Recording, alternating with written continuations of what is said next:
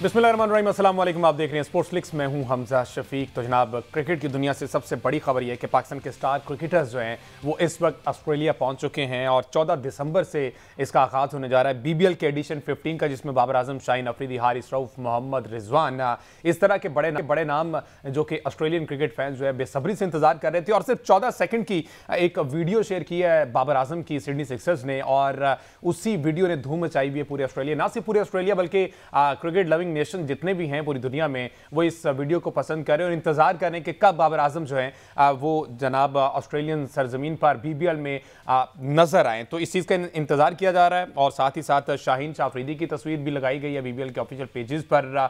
और जहां बीबीएल की बात हो रही है वहाँ पर पाकिस्तान सुपर लीग का जो रोड शो लॉर्ड्स में मुनक्किद किया गया चेयरमैन पीसीबी मोहसिन नकवी की जानिब से, जहां पर बाबर आजम भी मौजूद थे, शाहीन अफरीदी मौजूद थे, हारिस रऊफ साहब थे और दीगर लेजेंडरी क्रिकेटर्स मौजूद थे। तो उससे खासा फ़ायदा हुआ है पाकिस्तान सुपर लीग को, क्योंकि बिडिंग बहुत करीब आ रही है और पाकिस्तान क्रिकेट बोर्ड जो इस तलाश में है कि ओवरसीज़ कुछ इन्वेस्टर्स मिल जाएं। ये जो दो टीमें हैं जो एडिशन होने जा रहा है 11th सीज़न में, उसमें कुछ फ़ायदा हो जाए, पाकिस्तान से ओवरसीज़ कुछ इन्वेस्टर आ जाएँ। अदरवाइज़ पाकिस्तान में भी बहुत सारे इन्वेस्टर्स मौजूद हैं, लेकिन इसको पूरी दुनिया में एक बड़ा ब्रांड बनाने के लिए ये चीज़ ज़रूरी है, जिस पर पाकिस्तान क्रिकेट बोर्ड और PSL इंतजामिया काम कर रही है। तीसरी बात करेंगे जी, इंडिया वर्सेस साउथ अफ्रीका, जो बदतरीन शिकस्त इंडिया को हुई टेस्ट मैचेस में, उसका कहीं ना कहीं बदलाव T20 फॉर्मेट में लिया जा रहा है। क्योंकि कल जो मैच हुआ 175 फॉर 6 इंडिया ने रन्स बनाए। On the other hand just 74 runs पर साउथ अफ्रीका की पूरी टीम जो है वो आउट हो गई और इस तरह से ये मैच आ रहा है। सारी सूरत पर बात करेंगे। हमारे साथ मौजूद हैं सीनियर स्पोर्ट्स एनालिस्ट हैं, एंकर हैं, तज्ज़ियाकार हैं, हमारे साथ मौजूद हैं हसनैन लियाकत साहब, साथ ही साथ अहमद कुरैशी ने भी ज्वाइन किया। Welcome to both of you ji. आगाज कर लेते हैं हसनैन भाई से। हसनैन भाई अस्सलाम वालेकुम। हसनैन भाई, पाकिस्तान के जो स्टार्स क्रिकेटर हैं वो पहुंच चुके हैं ऑस्ट्रेलिया, और ये दिसंबर का जो महीना था, अगर उसकी बात की जाए तो वो एक रेस्ट दिया गया और उसमें ये तमाम क्रिकेटर्स कुछ बीबीएल में चले गए, कुछ बांग्लादेश प्रीमियर लीग में 9 क्रिकेटर्स चले गए। तो डू यू रियली थिंक कि इस चीज़ की ज़रूरत थी पीसीबी को? ये जो बीच में एक महीने का गैप मिला है, ये देना चाहिए था क्रिकेटर्स को? हो सकता है होम ड्यूटीज़ भी लगा सकते थे, लेकिन उन्होंने कहा कि आप प्रेफर करें लीग क्रिकेट को, कोटा पूरा करें। देखिए हमजा, फर्स्ट ऑफ ऑल आपका बहुत बहुत शुक्रिया, thank you for having me on your show. और सबसे पहले आपने बड़ा चुभता हुआ सवाल किया कि क्या इसकी जरूरत थी या नहीं थी।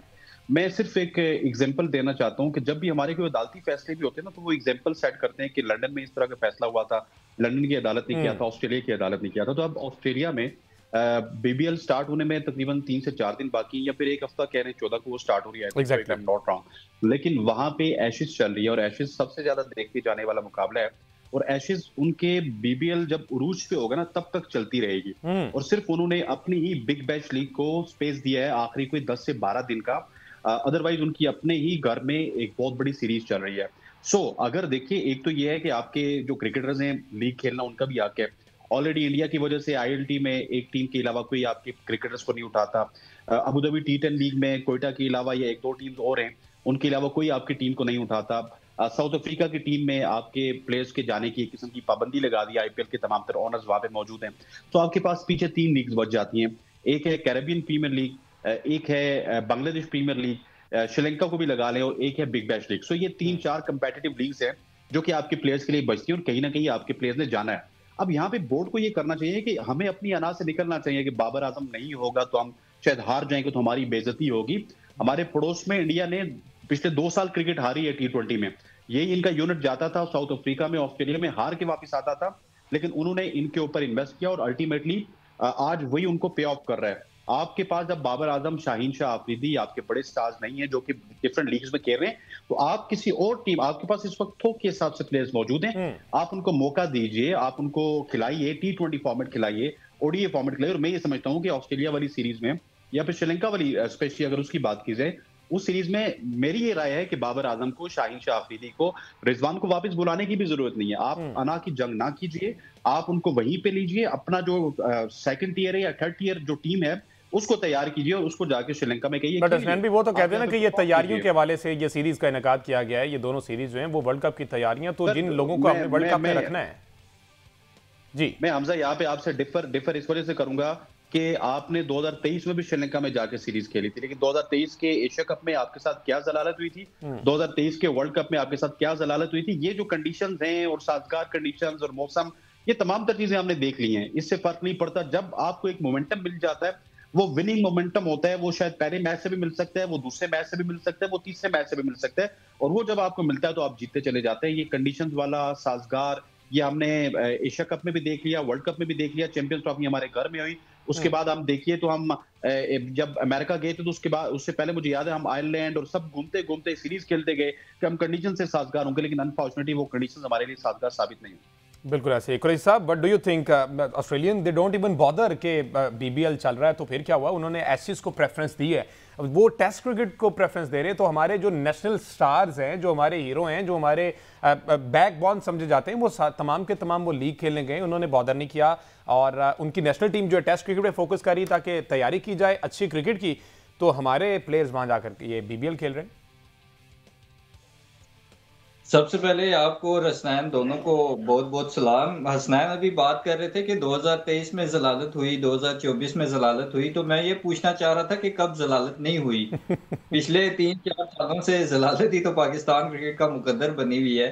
नहीं सर, पिछला बहरहाल महीना बहुत जो अच्छा गया है, वो इस चीज की बड़ी मशहूरी की गई कि नवंबर हमारा जो है ना वो दी बेस्ट गया है। जी जी, नवंबर दी बेस्ट गया है। आई होप कि फेब और मार्च भी हमारा दी बेस्ट जाए, दी वर्स्ट ना जाए।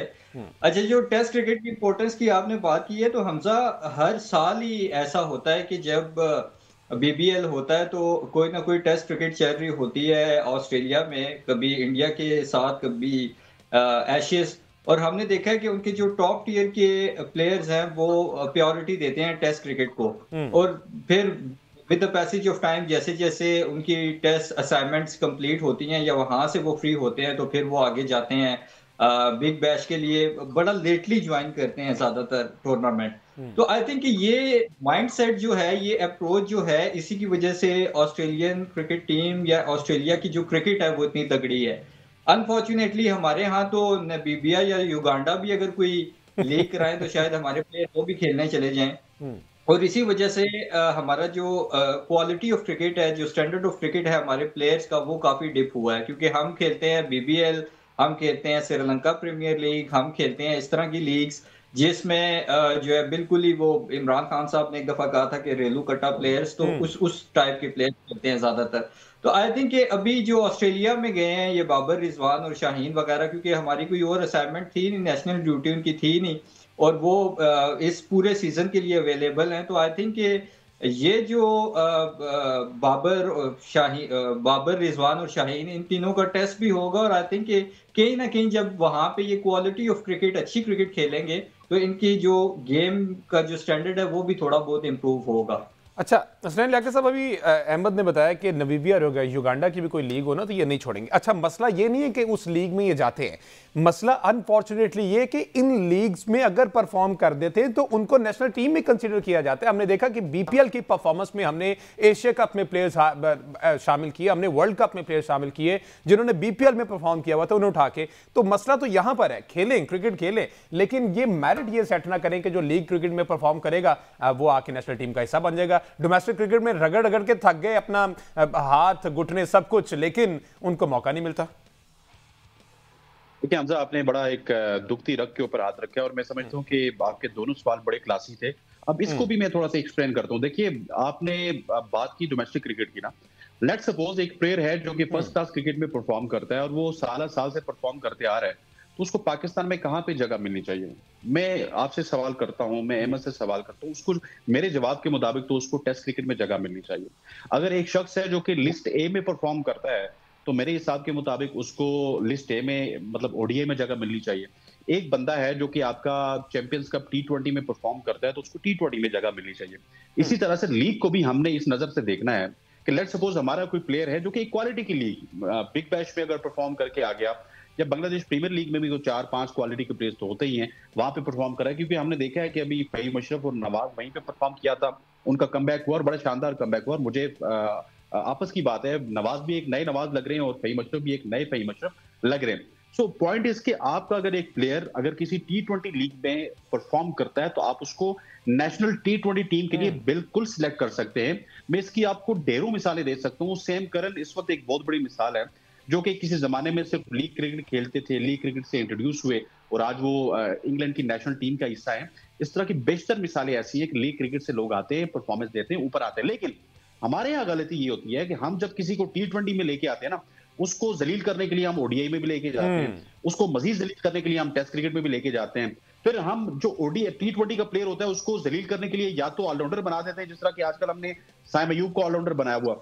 फिर उस साइम अयूब को हमने टेस्ट क्रिकेट भी खिला दी, ओडीआई भी खिला दी, टी20 भी खिला दी। मैं आपको गारंटी से कहता हूँ, mark my word, Saim Ayub वो खेलना ही भूल गया है जिस खेल के लिए हम उसको देखा करते थे पेशावर ज़ल्मी की जानिब से पाकिस्तान सुपर लीग में खेलते थे। अब तो वो टुक टुक प्लेयर हमने उसको बना दिया ना। हम बेसिकली प्लेयर्स खराब करते हैं। हालांकि इस पूरी दुनिया में फ्लूका चलता है सर। मैं ईशान किशन की बात करूंगा, इंडिया में उसको लाया गया, वापस ड्रॉप कर दिया गया। अभी यशस्वी जायसवाल है, अगर 2 मैच और परफॉर्म ना करते ना, उनको ड्रॉप कर दिया जाता। इंडिया में भी प्लेयर इसी तरह आता है, परफॉर्म नहीं करता, फिल्टर आउट हो जाता है। हमारे यहाँ भी प्लेयर आता है, परफॉर्म नहीं करता, फिल्टर आउट हो जाता है। लेकिन हम क्या करते हैं, हम right man for the right job वाला जो कॉन्सेप्ट है ना, वो खराब कर देते हैं कि जो टी20 का है उसको टेस्ट में ट्राई करते हैं। अब मेरे मुताबिक अली आगा को ओडीआई का कप्तान होना चाहिए था, बिल्कुल, लेकिन वो हमारी टी20 का कप्तान है। शाहीन शाह अफरीदी को टी20 का कप्तान होना चाहिए था, वो हमारी ओडीआई का कप्तान है।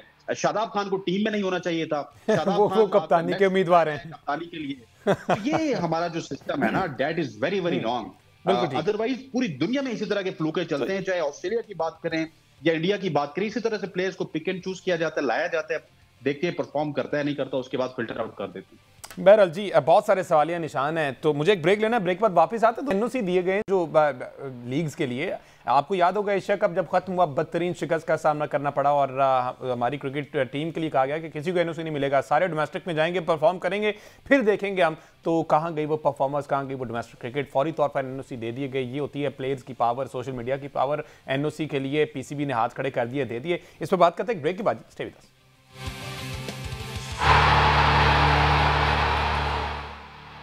Welcome back ji. बात हो रही है पाकिस्तान क्रिकेट के हवाले से और पीसीबी मैनेजमेंट और ये सारी सूरत हाल हमने देखी। तो वहीं पर एक सवाल ये बनता है कि क्या एनओसी की जो बात की गई एशिया कप को लेकर, जब हमें बदतरीन शिकस्त का सामना करना पड़ा, तो हसनैन भी कहा यह गया कि अब किसी को एनओसी नहीं मिलेगा, बहुत सख्ती कर दी गई है, प्रिंसिपल जो है वो बहुत सख्त हो गए हैं, अब किसी को माफ़ी नहीं है। डोमेस्टिक में जाएं, वहां पर परफॉर्म करें। जब तक आप वहां परफॉर्म नहीं करेंगे, तमाम वो प्लेयर जो प्लेइंग 11 का हिस्सा हैं, उनको अब किसी चीज़ का एनओसी नहीं दिया जाएगा। तो इस तरह की बातें कि आपने पहले भी सुनी थी और प्लेयर्स को पता था कि पीसीबी सिर्फ हवाई बातें करता है, इस पर इंप्लीमेंट नहीं होता, इसलिए प्लेयर पर फुली कॉन्फिडेंट, उन्होंने परफॉर्म नहीं भी किया, वहां पैसा नहीं भी लिया, उनको एनओसी मिल गया। देखिए, ये ना सिर्फ कानून को अच्छी लगने वाली बातें हमजा। आप भी पिछले कई सालों से शो कर रहे हैं, मैं स्पोर्ट्स का शो खत्म कर चुका, कोई और शो कर रहा हूँ, लेकिन अभी भी यही बातें सुन रहा हूँ कि हम एनओसी नहीं देंगे जब तक डोमेस्टिक को इज्जत नहीं देंगे। हालांकि आपके बाबर आजम इतने आउट ऑफ टच हैं, लेकिन वो डोमेस्टिक नहीं खेल रहे। ठीक है, उसकी शायद उन्होंने कोई प्राइम एग्जांपल विराट कोहली को बनाया हुआ, क्योंकि कोहली भी काफी अरसे बाद, कोई मतलब कोई 12 साल बाद, 13 साल बाद, अभी पिछले अरसे वो भी गौतम गंभीर के प्रेशर पे उन्होंने डोमेस्टिक खेली है। So same is the case with PCB. यहाँ पे ना जब ऊपर से शख्सियात बदलती हैं तो हमारे रूल्स भी बदल जाते हैं। ये जितनी भी सख्तियां आप देख रहे हैं या फिर बड़ी बड़ी बातें देख रहे थे, ये उस वक्त जब मोहम्मद हफीज आए थे तो तब की बातें हैं। उस वक्त से इसको कंटिन्यूटी में इन्होंने रखा है कि इसको कंटिन्यू करेंगे, ऐसा करेंगे, लेकिन हमने देखा है कि with the passage of time आपको एनओसी देनी पड़ती है। और देखिए, आपका जब कॉन्ट्रैक्ट साइन होता है ना, उस कॉन्ट्रैक्ट में पीएसएल के अलावा आप 2 लीग्स खेल सकते हैं, ठीक है, या पीएसएल के अलावा 1 लीग खेल सकते हैं। इसके ऊपर आप मुझे क्लियर कर दीजिएगा, लेकिन वो 1 लीग तो आपने खेलनी है। अब आप देखिए कि इस वक्त 12 से 13 प्लेयर्स आपके बांग्लादेश प्रीमियर लीग खेल रहे हैं। शाहीन, बाबर, हारिस रऊफ, शादाब खान, जो आपके टॉप टियर के प्लेयर हैं, वो आपके बिग बैश लीग खेल रहे हैं। बाकी इक्का दुक्का प्लेयर आपके इस वक्त नेपाल में भी खेल रहे हैं, आगे पीछे भी खेल रहे हैं। तो द पॉइंट इज कि आपने जो वो कमिटमेंट की है ना कॉन्ट्रैक्ट में, वो आपने कहीं ना कहीं एनओसी देनी है। लेकिन यहाँ पे हम एक गलती करते हैं, जब आपने किसी प्लेयर को एनओसी दी है, जिस तरह हसन नवाज है, फखर है या फिर नसीम है, वो आईएलटी खेल रहे हैं, अब एकदम से ना जब उनको मिडिल में उठा के लाएंगे और वो सीरीज खिलाएंगे, यार देखिए उनके करोड़ों रुपए के कॉन्ट्रैक्ट होते हैं, किसी ने 1.5 करोड़ लेना है, किसी ने 2 करोड़ लेना है, किसी ने 3 करोड़ लेना है। तो नेक्स्ट टाइम वहीं पे आप देखेंगे कि पाकिस्तान के प्लेयर्स आपको कम नजर आएंगे। इस वक्त आपको हर लीग में अफगानिस्तान के प्लेयर्स थोक के हिसाब से नजर आ रहे हैं, क्योंकि उनको टेंशन नहीं है। उनको पता है कि हम इनको इतना पैसा दे नहीं सकते, ये लीग से जाके पैसा कमाते हैं, हमारे लिए आके हमारे कहने पे क्रिकेट खेल देते हैं।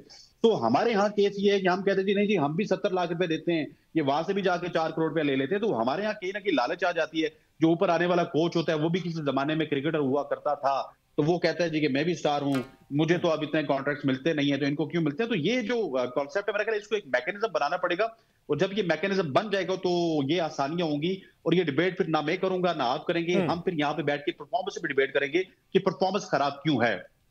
अच्छा कुरैशी साहब, कोई ऐसा मैकेनिज्म, कोई है खबर अंदर की आपको कि पीसीबी ऐसे मैकेनिज्म के बारे में सोच रहा है कि क्यों ना प्लेयर्स को अब जो है ना कंट्रोल किया जाए? क्योंकि प्लेयर्स जो ब्लैकमेल भी कर देते हैं, एनओसी पर साइन नहीं करते, उस पर साइन नहीं करते जो इनका एग्रीमेंट होता है, जो सालाना सेंट्रल कॉन्ट्रैक्ट होता है, तो थ्रेट करते, जिसकी वजह से पीसीबी जो है वो घुटने टेक देता और कहता है कि ठीक है जनाब, आप 1+2 कर लें, एक पीएसएल खेल लें और 2 लीग्स खेल रहे हैं, या एक पीएसएल खेल रहे हैं एक और लीग खेल रहे हैं। तो ये कोई ऐसा मैकेनिज्म कोई है इन प्रोसेस, कोई खबर आपके पास है?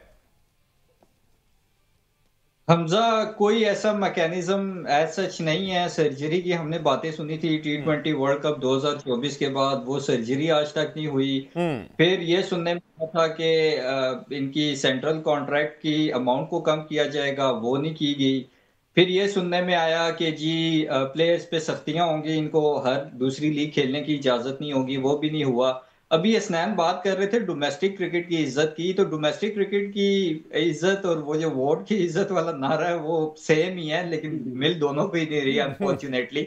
सो कहने का मकसद ये है कि देखें, आपको मैकेनिज्म सेट करना पड़ेगा। आपको अब एक एक बिल्कुल इसको क्रिस्टल क्लियर करना पड़ेगा कि आपकी प्रायोरिटीज क्या है। क्या आपने अपने प्लेयर्स को पैसा बनाने वाली मशीन समझा हुआ है कि आप उनको बस खुली छूट दे देते हैं कि जाएं जिधर मर्जी खेलें? वो श्रीलंकन प्रीमियर लीग भी खेल रहे हैं, वो बीपीएल भी, वो हर जगह गए हुए हैं।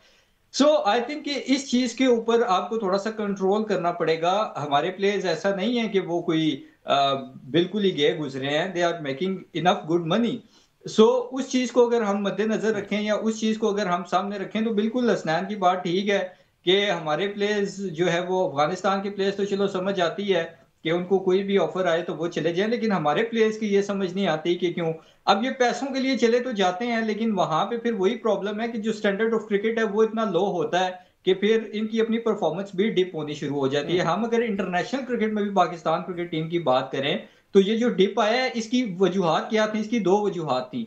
एक कि जो हम क्रिकेट लीग्स हमारे प्लेयर्स खेलते हैं उसका जो क्वालिटी ऑफ क्रिकेट या स्टैंडर्ड होता है वो उतना हाई नहीं है। दूसरा, जो इंटरनेशनल क्रिकेट भी हम खेल रहे हैं वो भी हम ज्यादातर अपने घर में B, C, D कैटेगरी की टीम्स के अगेंस्ट खेले हैं, तो उनके अगेंस्ट जब बाबर आजम सेंचुरी स्कोर कर देते थे या शाहीन शाह अफरीदी विकेट्स ले लेते थे और साल के आखिर में वो रैंकिंग में नंबर 1 आ जाते थे या फिर आईसीसी अवार्ड जीत जाते थे, तो हमारी आवाम उसी पे खुश हो जाती थी और तालियां बजाती थी। लेकिन एज अ टीम कलेक्टिवली मेरे ख्याल में हमने कुछ भी अचीव नहीं किया। एक कितने आईसीसी इवेंट्स हो गए, एशिया कप हो गए, अभी तक हम कुछ भी नहीं जीते। और दूसरी तरफ हम अपना कंपैरिजन इंडिया के साथ करते हैं जो 1-1.5 साल में 3 व्हाइट बॉल टूर्नामेंट जीत गया, T20 world cup, champions trophy, Asia cup. और उसकी वजह यह है कि उन्होंने अपने प्लेयर्स को आईपीएल के अलावा कहीं और अलाउ नहीं किया हुआ। आईपीएल में वो इतने पैसे दे देते हैं। फिर उसके बाद आप अगर देखें कि आईपीएल में सारे बड़े नाम जो करंटली क्रिकेट के होते हैं, जो जिनकी टॉप परफॉर्मेंसेज होती हैं, उनको वो कंसीडर करते हैं। उनके साथ आप देखें ना, वैभव सूर्यवंशी है, जब वो मिचेल स्टार्क खेलेगा तो जाहिर है उसकी जो स्किल की डेवलपमेंट है वो नेक्स्ट लेवल पे होगी, रादर देन कि आप वही टैमिल मिल्स और दूसरे तीसरे प्लेयर्स को खेल रहे हो जो हमारे major batsman Babar Azam type खेल रहे होते हैं। तो वो फिर आप जब अपनी क्रिकेट का स्टैंडर्ड गिराते हैं तो परफॉर्मेंस का स्टैंडर्ड भी गिरता है, और इस चीज को पीसीबी को सोचना पड़ेगा। लेकिन एज सच कोई ज्यादा उम्मीद इस वजह से नहीं है जिन लोगों को ये सेंस नहीं है कि हमने जिस बंदे को T20 का कप्तान लगाना है उसको वनडे का लगाया हुआ है, जिसको वनडे का लगाना चाहिए बिल्कुल यही तो हमारा रौनक कुरैशी साहब के right man for the right होना चाहिए, वो नहीं हो पा रहा है। एक ब्रेक लेना है, ब्रेक के बाद वापस आते हैं, जरा क्वालिटी क्रिकेट की बात करते हैं, एशेज सीरीज की बात करते हैं, जहां पर इंग्लैंड को अब सोचने पर मजबूर कर दिया ऑस्ट्रेलिया ने कि आखिर हो क्या रहा है, क्यों इंग्लैंड हार रहा है। उधर से पैट कमिंस ने ज्वाइन कर लिया ऑस्ट्रेलियन टीम को। एक ब्रेक के बाद डिस्कस करते हैं।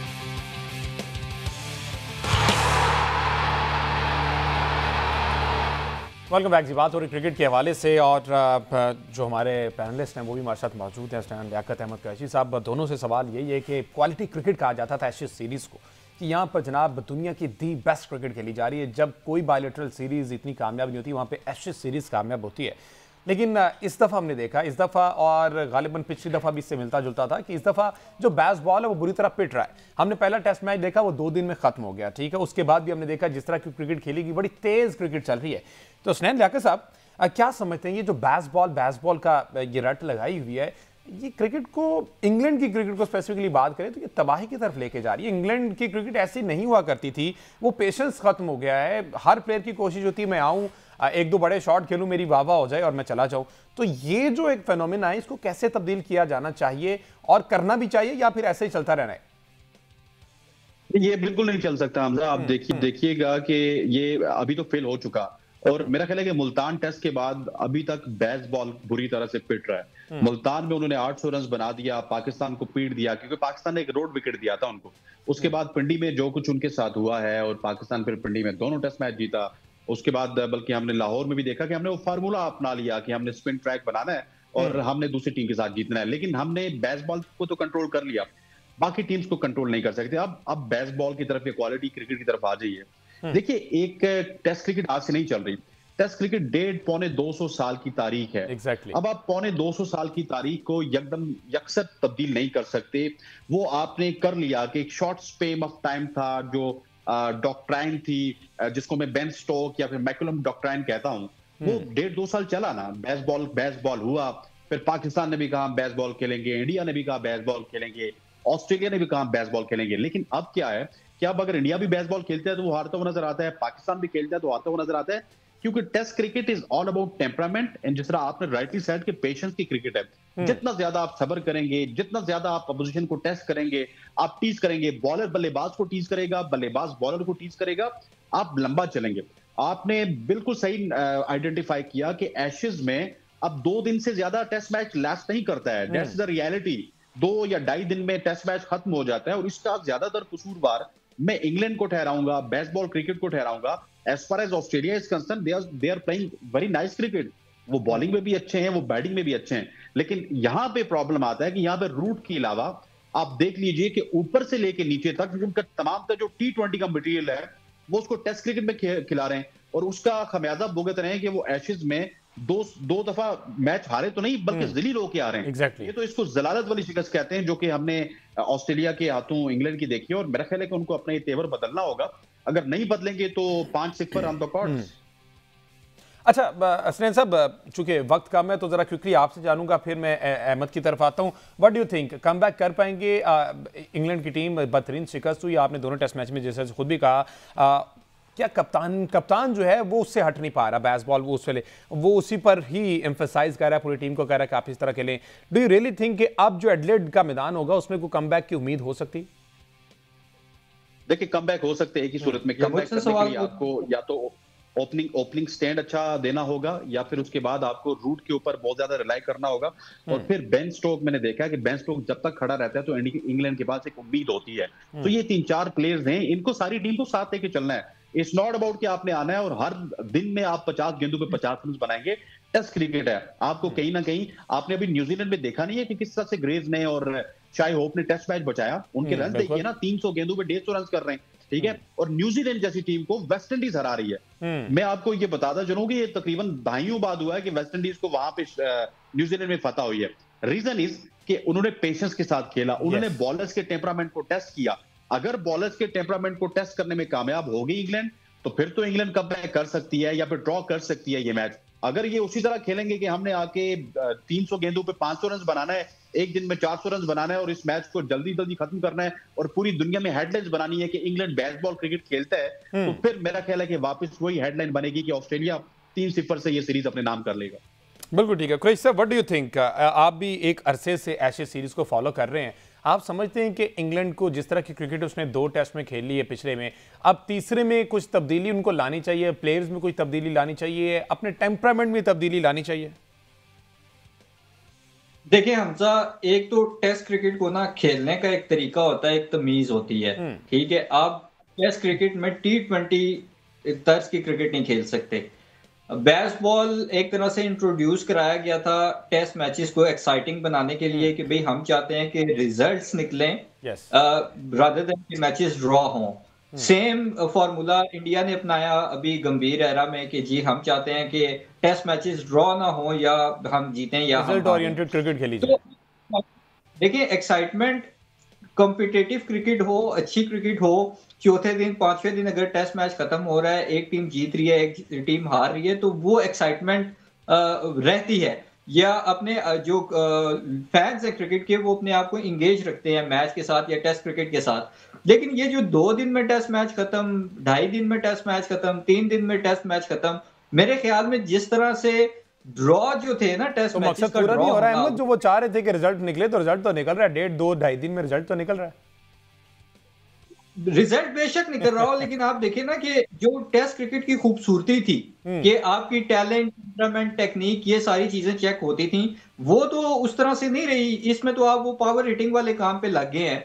तो ये तो मेरे ख्याल में सेम उसी तरफ हम जा रहे हैं। दो एक्सट्रीम्स हमने पकड़े हुए हैं, या तो ड्रॉ हो, ड्रॉ नहीं होना, तो दूसरी तरफ हमने ये किया हुआ है कि मतलब जीत हार आए, लेकिन चौथे पांचवें दिन तक आए तो समझ आती है। लेकिन बिल्कुल ही इस तरह की क्रिकेट के दूसरे तीसरे दिन टेस्ट मैच खत्म हो जाए, तो वो जो एक चार्म है टेस्ट क्रिकेट का, जो एक सनसनी होती है कि कभी एक साइड पे एक सेशन, कभी दूसरी साइड पे दूसरा सेशन, वो चीज आई थिंक किल होती जा रही है। और कहीं ना कहीं आगे जाके भी जो टेस्ट क्रिकेट की खूबसूरती है उसको डैमेज करेगा। और जब आप ये एक्सपेक्ट करेंगे कि आप पावर हिटिंग करें, आप टुल्ले लगाएं, ऊपर से बैंड डकेट से लेके नीचे सब टुल्लेबाजी के चक्कर में आउट होंगे, तो फिर इसी तरह के रिजल्ट आएंगे। और आई थिंक जो बैच बॉल का फॉर्मूला है, ये जिस तरह स्नैन ने भी बात की है कि अल्ट्रा प्रो मैक्स किस्म की जलालत इसने डाली है ब्रेंडन मैकलम और बेन स्टोक्स के गले में भी। और मेरे ख्याल में इंग्लैंड की जो टेस्ट क्रिकेट की जो हिस्ट्री है, उसका ये सबसे लोएस्ट पॉइंट है कि इंग्लैंड की टीम,